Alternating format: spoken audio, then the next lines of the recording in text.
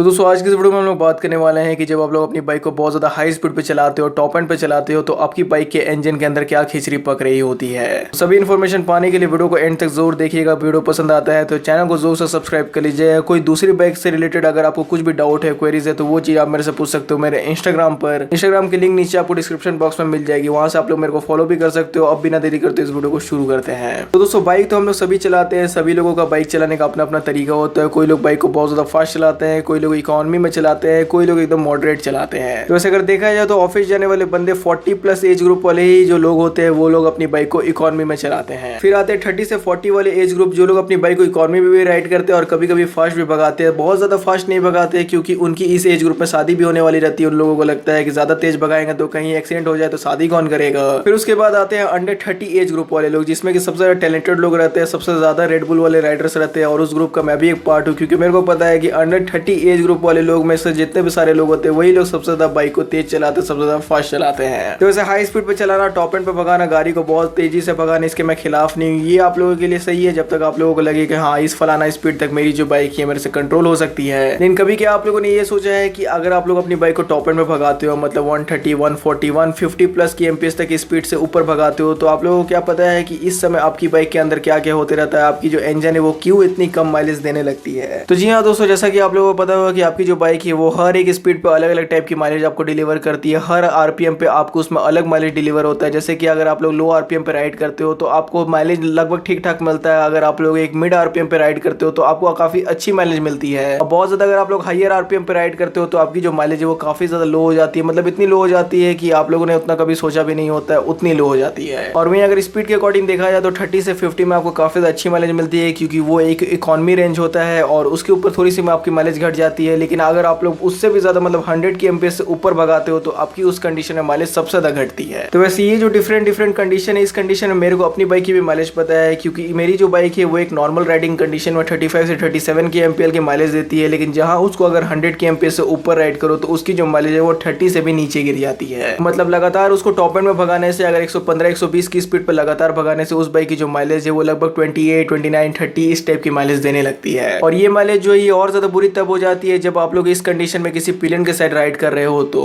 और वैसे डोमिनर 400 की अगर मैं आप लोगों को एग्जांपल दूं तो डोमिनर 400 की जो नॉर्मल माइलेज है वो 25 से 28 की एमपीएल की है। लेकिन अगर आप लोग उसको टॉप एंड में भगाते हो, मतलब 160, 170 तक ले जाते हो, तो उस बाइक की जो माइलेज है वो आपको 12 से 14 की एमपीएल तक की मिलने लगती है। मतलब टॉप एंड में भगाने से डोमिनर 400 की जो माइलेज है वो अंडर 15 तक चली जाती है। और वैसे अगर मैं आपको डोमिनर 400 की एग्जांपल दूं तो डोमिनर 400 का जो नॉर्मल माइलेज है, मतलब जो इकोनॉमी माइलेज है, वो आपको 25, 26 की एमपीएल तक देखने को मिल जाता है। लेकिन जैसे ही उस बाइक को आप लोग टॉप एंड में भगाते हो, मतलब 150 की एमपीएस या फिर उससे ऊपर भगाते हो 170 की एमपीएस तक, तो उस कंडीशन में डोमिनर की जो माइलेज है वो 15 की एमपीएल से भी घट जाती है। मतलब आपको 13-14 की माइलेज देखने को मिलती है डोमिनर 400 से। सेम केटीएम की भी 390s का यही केस है। उनको भी अगर आप लोग बहुत ज्यादा टॉप एंड में भगाते हो तो उनकी भी जो माइलेज है वो 15 की एमपीएल से भी घट जाती है। तो इसके पीछे का रीजन पहले मैं आप लोगों को देसी टर्म में दूंगा, फिर मैं आप लोगों को टेक्निकल टर्म में दूंगा कि ऐसा क्यों होता है। तो दोस्तों यहाँ पे आप लोग सीधा से एक छोटा सा एग्जांपल की मदद से समझ सकते हो कि यहाँ पे फॉर एन एग्जांपल कि अगर आप लोग 8 घंटे जॉब करते हो, 8 घंटे अगर आप लोग जॉब करते हो तो आप लोग 4 रोटी खाते हो। लेकिन फिर उसी कंडीशन में अगर आपको कोई बोले है कि नहीं अब से तुमको 8 घंटे नहीं जॉब करनी है, 12 घंटे जॉब करनी है, तो अगर आपकी 12 घंटे की जॉब होगी तो आपकी जो डाइट है वो भी बढ़ेगी। कहीं ना कहीं आपकी जो 4 रोटी हो बदल के 6 रोटी हो जाएगी। मतलब अल्टीमेटली आपकी जो खुराक है वो बढ़ जाएगी, क्योंकि अगर आप लोग ज्यादा काम करोगे तो ऑफकोर्स ही बात है कि आपको भूख भी ज्यादा लगेगी। और इसी चीज को भी आप लोग दूसरे तरीके से भी समझ सकते हो। सपोज करिए कि आप लोग एक अपार्टमेंट में रहते हो, एक बिल्डिंग में रहते हो, जिसमें कि आप लोगों को 2nd फ्लोर तक जाना है, 2nd फ्लोर तक सीढ़ी चढ़नी है। तो 2nd फ्लोर तक अगर आप लोग सीढ़ी चढ़ते हो तो उसके बाद आप लोग अगर खाना खाओगे तो आप लोगों को बहुत ज्यादा भूख नहीं लगेगी, हल्के फुल्के भी खाने में आपका काम चल जाएगा। लेकिन अगर उसी समय आप लोगों को बोला जाए कि उसी अपार्टमेंट की आपको 2nd नहीं 10th फ्लोर तक चढ़ना है, अगर आप लोग 10th फ्लोर तक चढ़ोगे तो सिंपल सा बात है कि आप लोग 10th फ्लोर चढ़ने के बाद आप लोगों को ज्यादा भूख लगेगी, आप लोगों को ज्यादा एनर्जी की रिक्वायरमेंट होगी। तो उसी तरह यहाँ पे बाइक का भी साथ होता है। बाइक के भी इंजन को जब आप लोग ज्यादा लिमिट तक पुश करते हो तो उनको भी ज्यादा पेट्रोल और एयर की मिक्सचर की जरूरत पड़ती है। तो देसी तरीके से मैंने आप लोगों को समझाने की यहाँ पे कोशिश की। अगर आप लोगों को समझ में आता है तो जोर से लाइक करिए। अब मैं आप लोगों को टेक्निकल टर्म में भी बता देता हूँ कि क्यों इस कंडीशन में बाइक की माइलेज इतनी ज्यादा बुरी हो जाती है। तो अब जैसे कि आप लोग जानते हैं कि बाइक के इंजन को एयर और फ्यूल की मिक्सचर की रिक्वायरमेंट पड़ती है, जिसकी वजह से जो इंजन के अंदर का जो पिस्टन है वो मूव करता है और उसके मूव करने की वजह से आपकी जो बाइक है वो आगे बढ़ती है। और अभी के डेट में जैसे कि आप लोग जानते हैं कि most of the sports bike में आपको फ्यूल इंजेक्शन सिस्टम मिलता है। और फ्यूल इंजेक्शन सिस्टम जो है वो आपके ECU के साथ कंट्रोल किया जाता है। और ECU जो है वही कमांड करता है फ्यूल इंजेक्शन की, कौन सी आरपीएम पे कितना एयर और फ्यूल का जो मिक्सचर है वो आपके इंजन के अंदर जाएगा।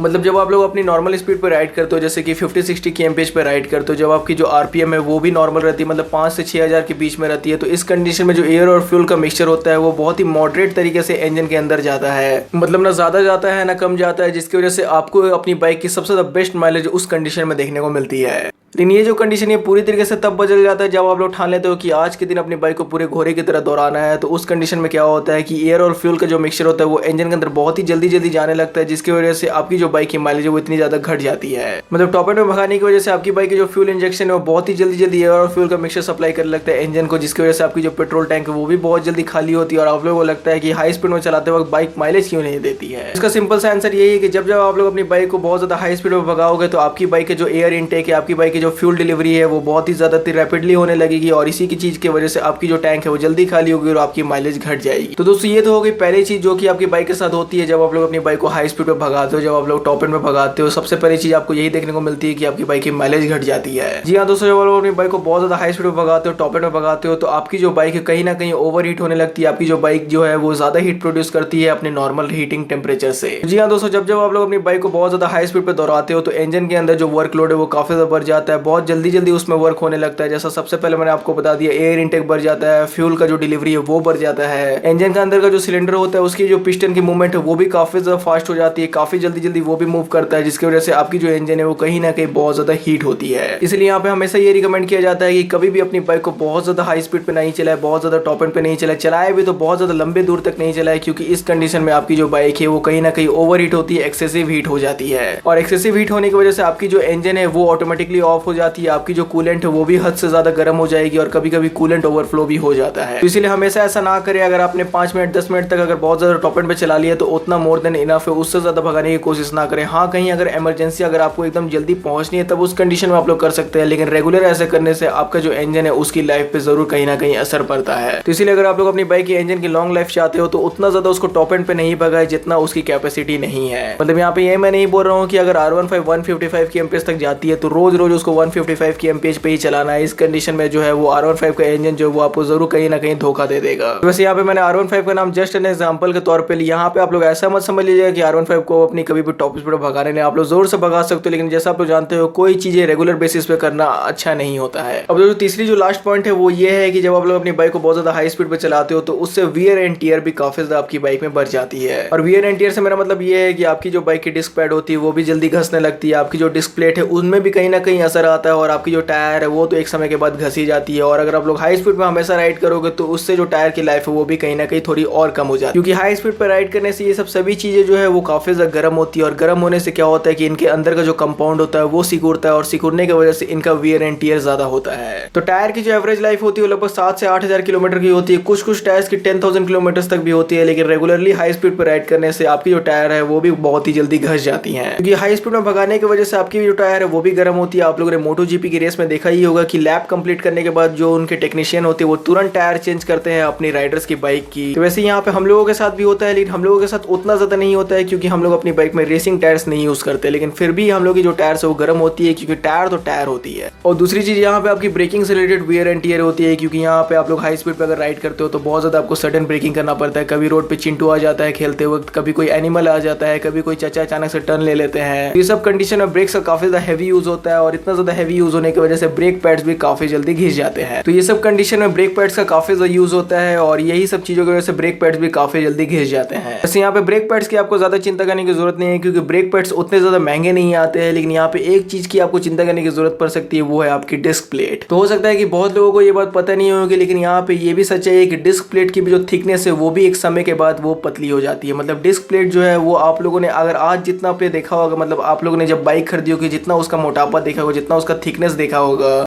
लेकिन एक समय के बाद यानी 10-20,000 किलोमीटर के बाद उनकी जो थिकनेस होती है वो कम हो जाती है। ये चीज अगर आप लोगों ने नोटिस नहीं किया है तो इसको आप लोग नोटिस जरूर से कर सकते हो। उसमें आप लोगों को लिखा हुआ मिल जाएगा कि आपकी जो थिकनेस है वो पहले कितनी थी और उसको आप लोग कोई भी टूल से नाप सकते हो कि उसकी थिकनेस अब कितनी हो गई है। वैसे कोई भी टूल से मेरा मतलब ये नहीं कि आप लोग पाना प्लास उलास लेके उसको नाप सकते हो, उसके लिए एक स्पेशल टूल आता है, उसका मेरे को अभी नाम नहीं याद है, लेकिन उसको आप लोग ऑनलाइन सर्च कर सकते हो, उसकी वजह से आप लोग नाप सकते हो कि आपकी जो थिकनेस है डिस्क प्लेट की वो भी कितनी है। और वैसे अगर आप लोग यहाँ पे ये पूछना चाहते हो कि आपको कैसे पता चले लगेगा कि थिकनेस पहले से कम हो गई है, हम लोग तो जितना नापेंगे उतना डायरेक्टली दिख जाएगा। तो दोस्तों ओनर मैनुअल पे आपकी जो डिस्क प्लेट की थिकनेस है वो लिखी रहती है और बहुत सारी बाइकों में डिस्क प्लेट में भी उसी जगह लिखा रहता है कि उस बाइक का जो डिस्क प्लेट का थिकनेस है वो कितना है। तो उस थिकनेस के हिसाब से आप लोग वो मेजर कर सकते हो कि करेंटली आपकी जो डिस्क प्लेट है उस थिकनेस के हिसाब से कहीं लो तो नहीं चल गई है। तो हाई स्पीड पे राइड करने की यही सब कॉन्सिक्वेंसेस है, यही सब आपको घाटे सहने पड़ती है अगर आपको हाई स्पीड पे राइड करना। अगर आपको हाई स्पीड के मजे लेने हैं तो थोड़े बहुत आपको घाटे सहने पड़ेंगे। और बस यही सिंपल सा रीजन है जिसकी वजह से अगर पापा हमारी बाइकें चलाते हैं तो उनमें उनको काफी अच्छी माइलेज भी मिलती है, उनकी मेंटेनेंस कॉस्ट भी कम आती है। लेकिन वही सेम बाइक हम लोग चलाते हैं तो उनमें हम लोग को काफी ज्यादा पेट्रोल की खर्ची आ जाती है, उसकी मेंटेनेंस कॉस्ट भी एकदम दूसरी जगह पहुंच जाती है। यही डिफरेंस होता है बाप और बेटे के राइडिंग में। तो अगर आप लोगों को ये वीडियो अच्छा लगता है तो जोर से लाइक कर दीजिए, चैनल को सब्सक्राइब नहीं किया तो सब्सक्राइब भी कर दीजिएगा। वहीं आप लोगों को वीडियो देखने के लिए थैंक यू।